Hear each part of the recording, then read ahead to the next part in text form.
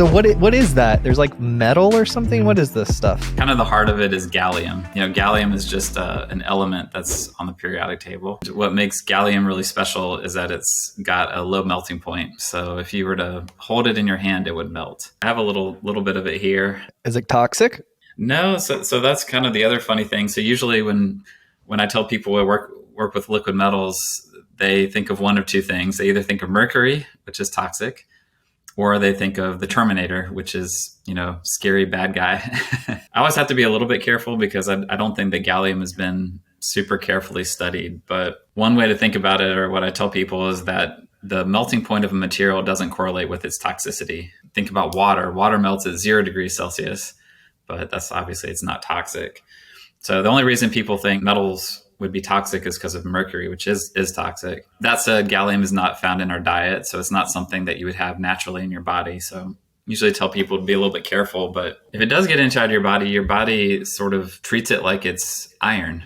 So if you take like my wife sometimes takes an iron supplement to keep from getting anemic, and that ultimately kind of makes its way through your body, and gallium does the same thing. So there's that. And then the other kind of weird thing about it is it has no vapor pressure. What that means is, if you take a shower and you dry off with a towel, you hang up the towel, the water will evaporate. You come back the next day and the towel is dry. But this does not. It does not evaporate, at least not at room temperature. And so that's important when you ask about the toxicity, because it means you're not going to worry about breathing it. So you see, I've got this right here in the office. I don't have to worry about breathing it. And if you ate it, it would just be like iron? We had a collaborator who came to me a few years ago. He was a really brilliant guy, but he had this idea of using liquid metal for drug delivery. And I looked at him the same way you just looked at me. Like, interesting, but kind of a weird idea. And it turned out to work. And as part of that study, when I say we, it was a collaborative effort, but we made little particles and put them into mice. And the mice we were able to kind of figure out where it goes. And also, just kind of a funny story. I had a doctor contact me, it was probably about a decade ago. And they were interested in using liquid metal for wires for pacemakers. So I would literally be inside the body. Now it would be encapsulated in rubber or something like that. But the idea is that if you have a pacemaker, there's a battery source, and then there's the pacemaker that's sending the signal to tell your heart to beat. And that wire looks like kind of like a spring. And 99.9% of the time it works great. But if it breaks, that's bad news, because that means your heart's not getting the pacemaker signal. He had the idea of using the liquid metal as a wire to sort of be indestructible. So it could stretch. And that's one of the things that's really cool about it. One of the concerns was whether it was going to be toxic. And so he said they were going to do some experiments. And I told him, oh, that's great. I'd really love to see the results of those. And he said, okay. And I didn't make much of it. Well, about a month later, I got a package in the mail, like a FedEx envelope, and I took it out, and it looked like shrink wrapped chicken, kind of like flesh or something. And I was like, what is this? And so I contacted the doctor.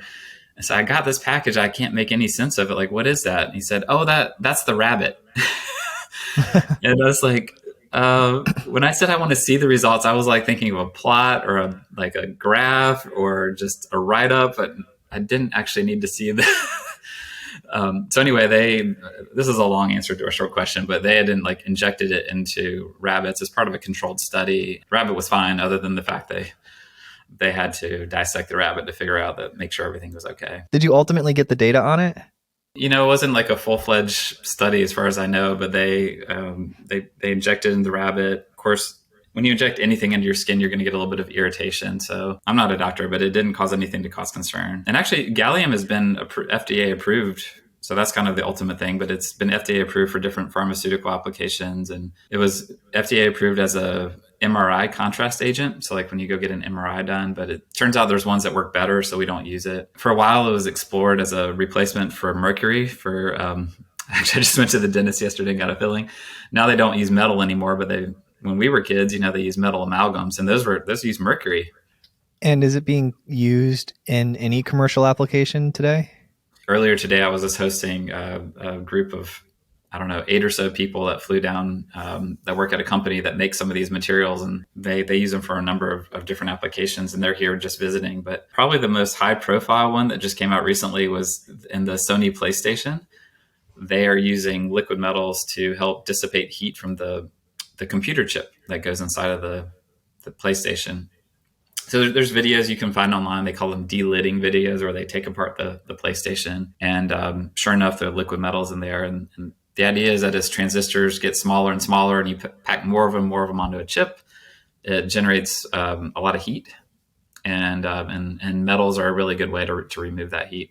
People probably have this in their house and they probably don't even realize it because it's inside the packaging. Gallium itself is used for some other things. It's used as a precursor for some semiconductor materials called gallium nitride, gallium arsenide. These are like high performing semiconductors. So there's that. People use them at research universities for a very sophisticated tool that's called a focused ion beam. Inside of a vacuum chamber is a beam of ions that they literally focus down, kind of like a laser beam, but with ions, and they can use it to cut materials. So those are like, things that are in existence now that use this particular material.